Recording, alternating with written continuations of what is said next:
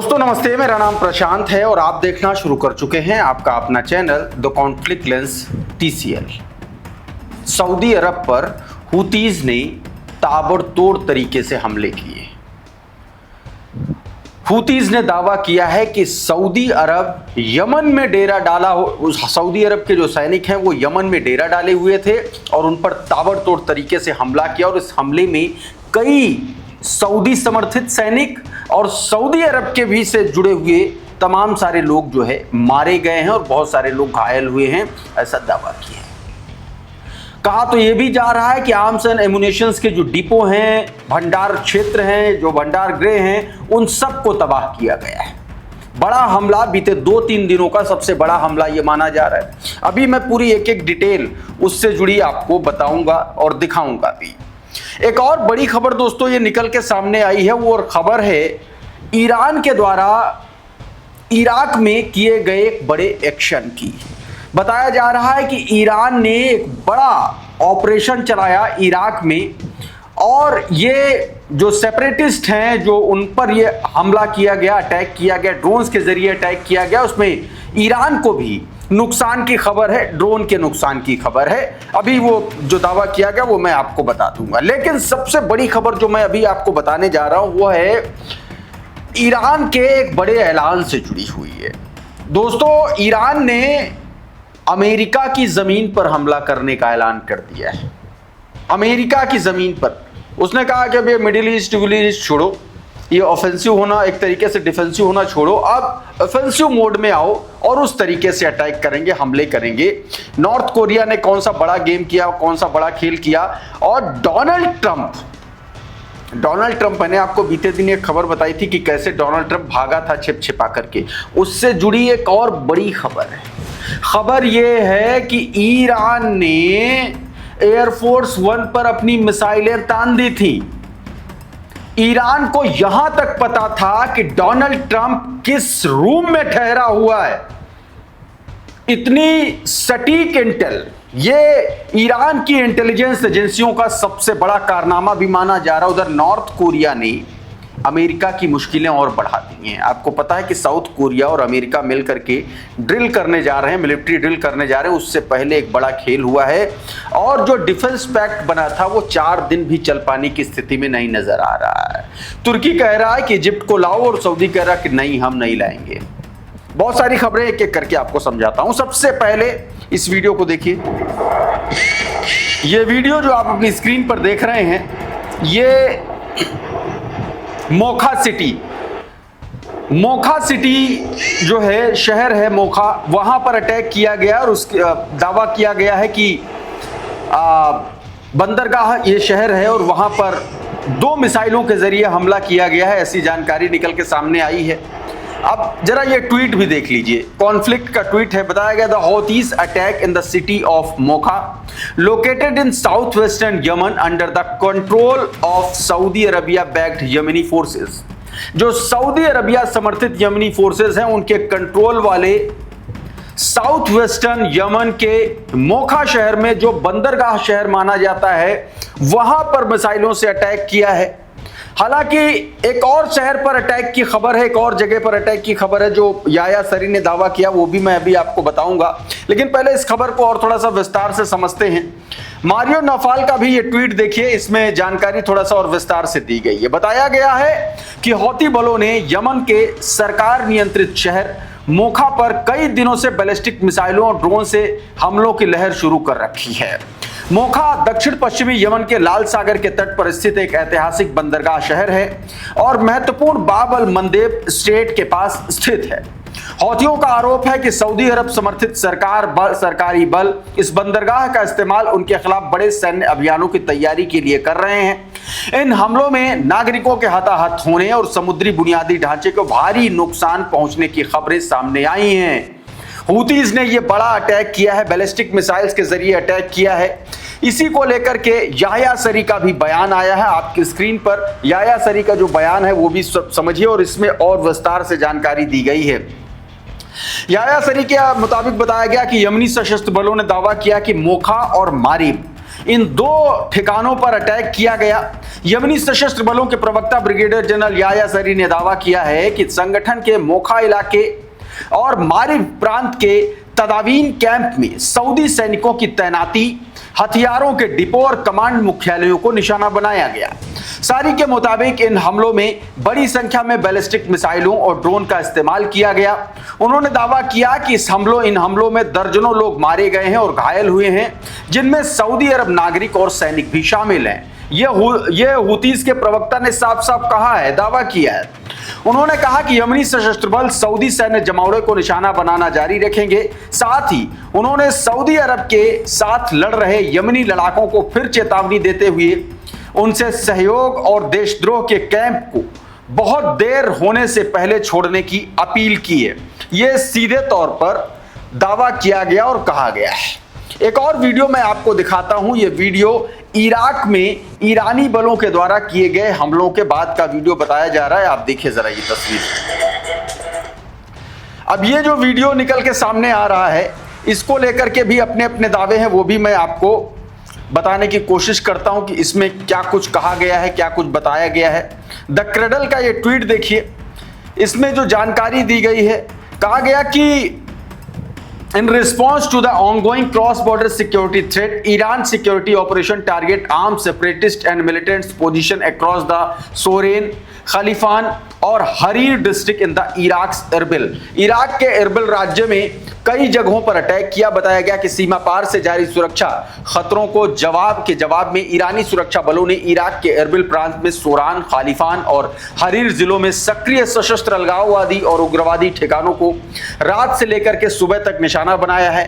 Kurdish media outlet रुदाब के मुताबिक Erbil प्रांत के 3 अलग अलग स्थानों पर कम से कम 4 ईरानी ड्रोन के दुर्घटनाग्रस्त होकर के गिरे हैं। ईरान ने सीधे तौर पर कई जगहों पर अटैक किया और उसमें ईरान के 4 ड्रोन के गिरने की भी खबर रिपोर्ट की जा रही है। अब एक खबर मैं आपको मेहर न्यूज एजेंसी के हवाले से बताने की कोशिश करता हूं। आपकी स्क्रीन पर जरा ये हेडलाइन देखिए और इस खबर को देखिए, आपको समझ में आएगा कि कितना बड़ा खेल चल रहा है। ईरान ने सीधे तौर पर ऐलान कर दिया है कि अब मामला आमने सामने का होगा। क्या कहा? IRGC ने कहा है कि दुश्मन की धरती पर हमला करने की क्षमता विकसित करने का आदेश दे दिया। मतलब America, Israel, Saudi, UAE, Kuwait, Bahrain, Jordan, इन तमाम सारी जगहों पर एक तरीके से कहा है कि अब सीधा जो दुश्मन का मेन ठिकाना है, अमेरिकी जो सॉइल है, इजरायली सॉइल है, उस पर हमला करने की बात कही है। क्या कहा गया? कहा गया कि ईरान के इस्लामिक रिवॉल्यूशनरी गार्ड कॉर्प्स को युद्ध को दुश्मन की जमीन तक ले जाने में सक्षम होना चाहिए। एक वरिष्ठ ईरानी कमांडर ने यह बयान दोस्तों बीते दिन दिया है। कमांडर के मुताबिक IRGC को देश की सीमाओं के बाहर आक्रामक सैन्य अभियान चलाने की क्षमता विकसित करने का आदेश दिया गया है। यह बात दोस्तों सीधे तौर पर कही। देखिए क्या बताया गया। कहा गया senior adviser IRGC said Wednesday that all Iranian weapons, ammunitions and equipments are now domestically produced, that ballistic missiles are being manufactured faster than they are being fired, and that Iran could sustain the war for years. ये भी कहा गया कि आज Iran जो है जितनी तादाद में, जितनी संख्या में मिसाइलों और ड्रोनों को फायर कर रहा है, उससे ज्यादा तेजी से उनका प्रोडक्शन हो रहा है। और आखिर का पैरा देखिए, कहा गया कि he said IRGC had been tasked under the new offensive doctrine with the developing the capability of the conduct operation on enemy soil from Iran borders. We must be able to take the operation into the enemy territory. कहा गया कि दुश्मन के इलाके में जाकर के मारने का ऑर्डर वहां पर दे दिया गया है। अब मैं आपको एक और खबर बताता हूं। खबर डोनाल्ड ट्रंप से जुड़ी हुई, पिछली खबर से जुड़ी हुई खबर है और उसमें अपडेट निकल के सामने। आपको पता है कि जब वो टर्की से जा रहा था तो कैसे उसने प्लेन बदल करके फूड कंटेनर में घुस करके दूसरा एक प्लेन लिया और वहां से भागा। क्यों भागा उसका सच मैं आपको बताने जा रहा हूं। खबर निकल के सामने आई। ऑस्ट्रेलियन डिफेंडर का एक ट्वीट देखिए। कहा गया कि नई रिपोर्टिंग से पिछले महीने अंकारा में डोनाल्ड ट्रंप के गुप्त रूप से एयरफोर्स 1 से हटाए जाने की वजह को लेकर के और एक्स्ट्रा जानकारी निकल के सामने आई है। रिपोर्ट के मुताबिक अमेरिकी खुफिया एजेंसियों को कई अलग अलग सूचनाएं मिली थी जिनमें ट्रंप को ले जा रहे विमान के खिलाफ सतह से हवा में मार करने वाली मिसाइल, सैम मिसाइल के संभावित खतरे का संकेत था।